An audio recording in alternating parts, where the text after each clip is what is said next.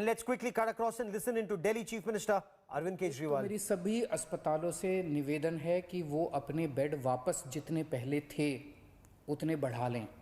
मैं उम्मीद करता हूं कि अब रोज़ 700 टन ऑक्सीजन आया करेगी, तो जितने जिसके बेड थे हॉस्पिटल्स के वो सब बेड्स अपने उतने ही बढ़ा लें।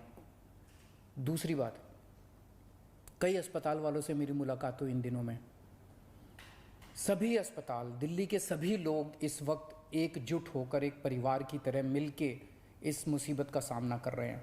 कई अस्पताल वालों ने मुझे कहा कि अगर आप हमें उचित समुचित अगर ऑक्सीजन दिलवा दें तो हम और बेड बढ़ा लेंगे।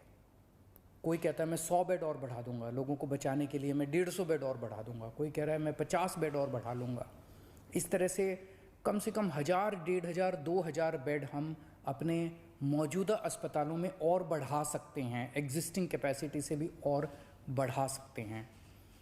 तो मैं पूरी उम्मीद करता हूं कि वो सभी अस्पताल अब जब 700 टन ऑक्सीजन डेली आया करेगी तो वो न केवल अपने जितने बेड हैं उनको चालू करेंगे, लेकिन जो बेड और जितने बढ़ा सकते हैं, उनकी जितनी भी क्षमता है और बढ़ा सकते हैं, और ज़्यादा से ज़्यादा बेड्स बढ़ाने की कोशिश करेंगे ताकि ज़्यादा से ज़्यादा पेशेंट्स को एडमिशन दिया जा सके, उनकी जान बचाई जा सके। अगले कुछ दिनों के अंदर हमने बहुत बड़े स्केल पे प्लान किया हुआ है। अगर 700 टन ऑक्सीजन डेली आ जाती है दिल्ली के अंदर, हम इतने सारे ऑक्सीजन के बेड्स क्रिएट कर देंगे। ढेरों बेड्स क्रिएट करने का हमने प्लान बनाया हुआ है। हम इतने ऑक्सीजन के बेड्स, अभी ऑक्सीजन की कमी की वजह से हम राधा स्वामी सत्संग में हम 5000 बेड क्रिएट कर सकते हैं। बुराड़ी में 2 जगह हम लोगों ने 2500 बेड तैयार किए हुए हैं। कॉमनवेल्थ गेम्स के अंदर 1000 बेड तैयार किए हुए हैं। यमुना स्पोर्ट्स कॉम्प्लेक्स में 1000 बेड तैयार किए हुए हैं। 9-9.5 हजार बेड हम तुरंत तैयार कर सकते हैं अगर ऑक्सीजन समुचित मिल जाए हम लोगों को। तो अगर ऑक्सीजन समुचित मिल गई, हम ये सारे बेड ऑक्सीजन बेड्स क्रिएट कर देंगे। अगर 700 टन ऑक्सीजन डेली आने लग गई, मैं आपको यकीन दिलाता हूं दिल्ली में किसी भी व्यक्ति की ऑक्सीजन की कमी की वजह से मौत नहीं होने देंगे। दिल्ली में किसी को भी ऑक्सीजन की कमी नहीं होने देंगे।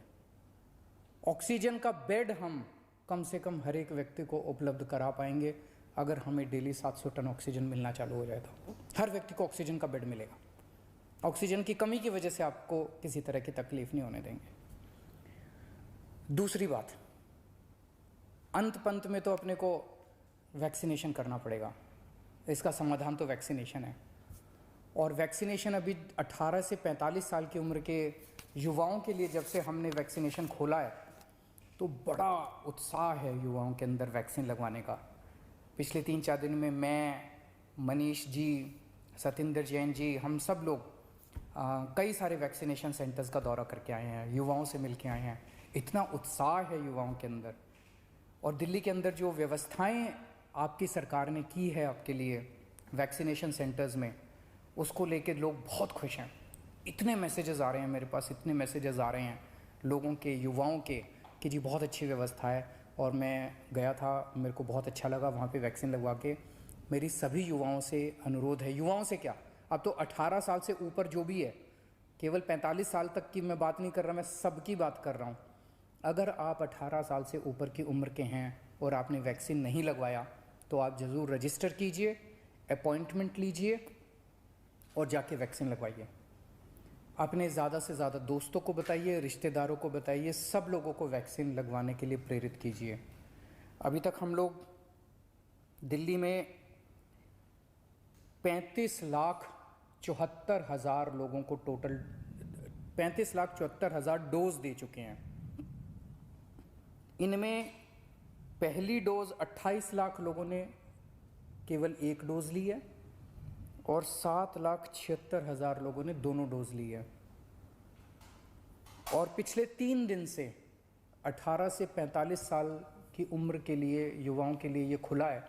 3 दिन में दिल्ली में 1,30,000 के करीब युवाओं को वैक्सीन लगी है, और मैं उम्मीद करता हूँ कि आने वाले दिनों में और भी लगेगी।